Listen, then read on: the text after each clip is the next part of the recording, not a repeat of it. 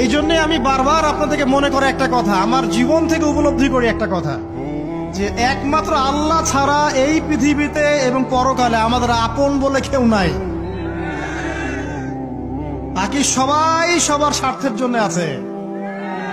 মানুষ মানুষের অবস্থানকেই মূল্যায়ন করে, মানুষ মানুষের অবস্থানকেই মূল্যায়ন করে।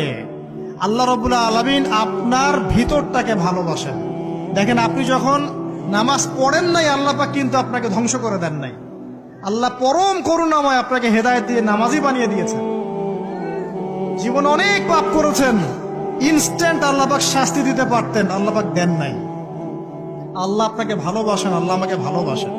আল্লাহ পাকের এই ভালোবাসার ঋণটা শোধ করার জন্য হলেও নামাজি হয়ে যান, আল্লাহর পথে ফিরে আসেন, দিনের জন্য কিছু করেন, দিনের ফিকির করেন, পড়াশোনা করেন। প্রিয় ভাইরা, আল্লাহ পাক তৌফিক দান করুন।